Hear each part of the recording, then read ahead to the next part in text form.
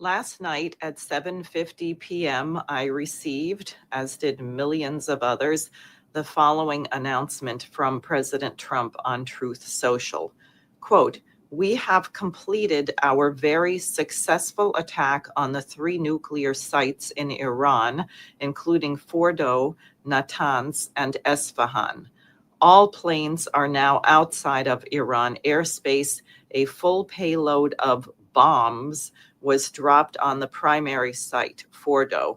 All planes are safely on their way home. Congratulations to our great American warriors. There is not another military in the world that could have done this. Now is the time for peace." So we bomb 3 nuclear enrichment sites in Iran in violation of international law while we are supposedly conducting negotiations, and this is supposed to bring about peace. We are in a very dangerous situation now, even more so thanks to the inexplicable actions by the president and our military in violation of the War Powers Act without the consent of the Congress, because we don't know how or whether Iran will retaliate or other nations will retaliate. What we do know is, as the foreign minister of Iran stated, he said we had no protection from the non-proliferation treaty.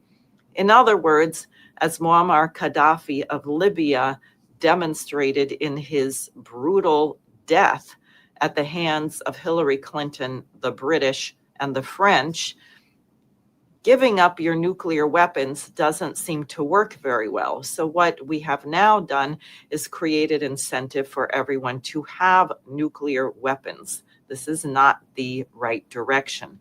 Therefore, the LaRouche Organization and the Schiller Institute are printing a mass leaflet for distribution. That is, we are not going to wait to be censored in the social media. We want to talk to real people. Here's the website, the LaRoucheOrganization.com or thelarouche.org. You can find this leaflet there now and start printing them.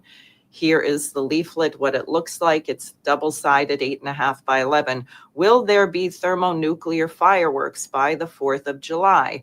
Let me read the first paragraph. Your life, in as little as a few days or weeks, could end in an accidental thermonuclear war triggered by the dropping of a tactical nuclear device on Iran, either by a renegade Israel or by the United States or by Israel with the agreement of the United States.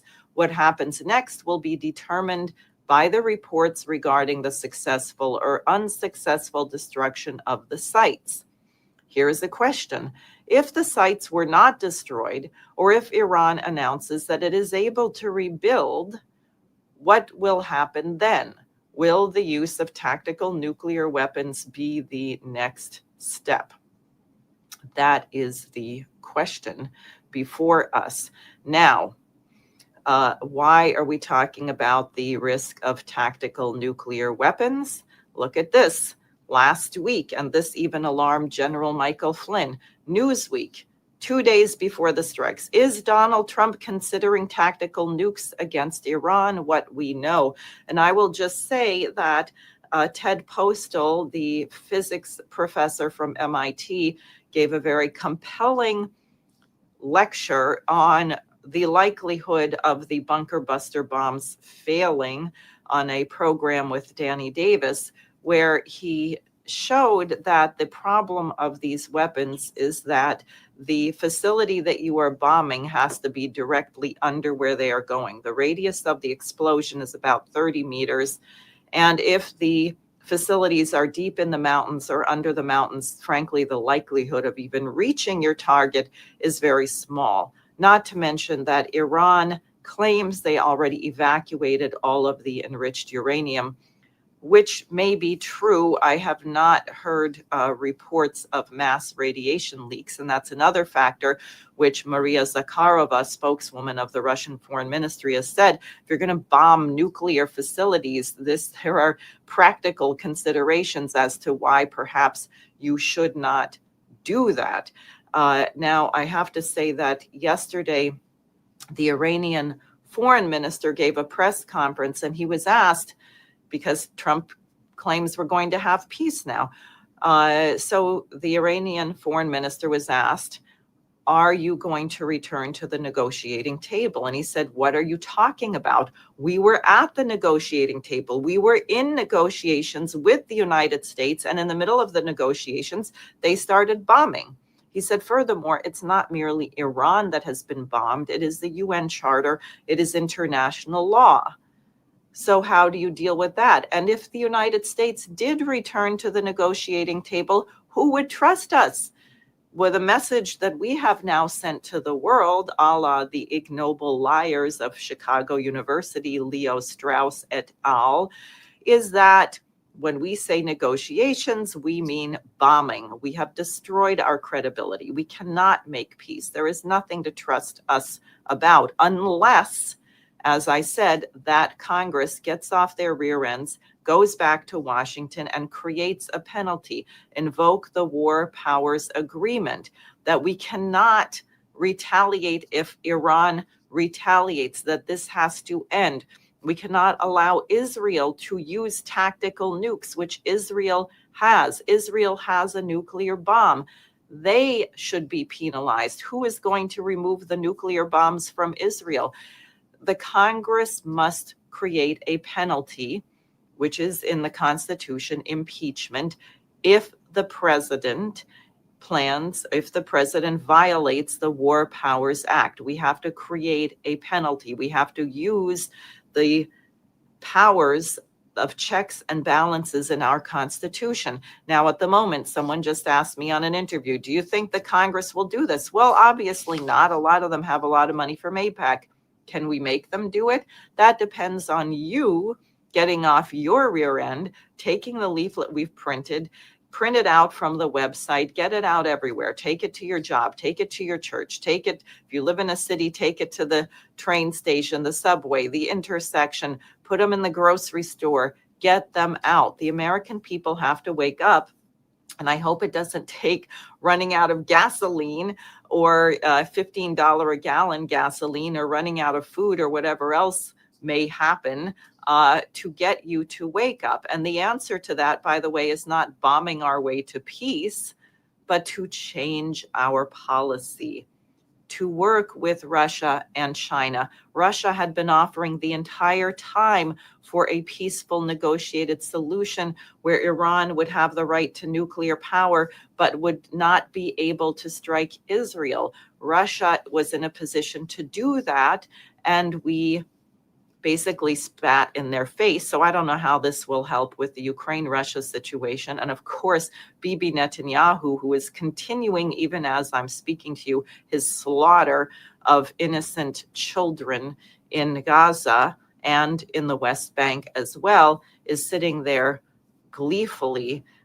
because he has succeeded in recruiting the United States to carry out his dirty work. As the German Chancellor said, Friedrich Merz, Israel is carrying out our dirty work. Now, is Merz claiming Israel is a Nazi state? I don't know. But the point is, Congress has to function in this crisis. Now, what I would like to do is go to what Dmitry Medvedev had to say about this. He was the president of Russia. He's the deputy chair of the Russian Security Council. And Americans, please think about this. What have the Americans accomplished with their three strikes or strikes on the three nuclear sites in Iran? One, critical infrastructure of the nuclear fuel cycle appears to have been unaffected or sustained only minor damage. Two, the enrichment of nuclear material, and now we can say it outright, the final production of nuclear weapons will continue. Three, a number of countries are ready to directly supply Iran with their own nuclear warheads. Four, Israel is under attack Explosions are rocking the country and people are panicking. 5.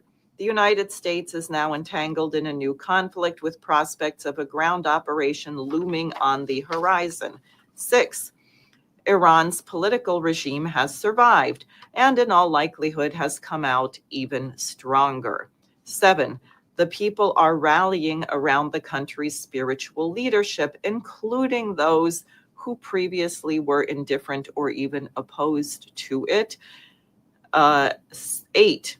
Donald Trump, once hailed as the president of peace, has now pushed the United States into another war. 9. The vast majority of countries around the world oppose the actions of Israel and the United States. 10. At the same time, Trump can forget the Nobel Peace Prize, not even with how rigged it has become. What a way to kick things off, Mr. President. Congratulations, he says. And I will say that Trump has thoroughly alienated his base. Some people are trying to convince themselves, oh, let me not think too hard. Trump knows what he's doing. I'm afraid Trump has no idea what he's doing. I don't think he has a clue what he did.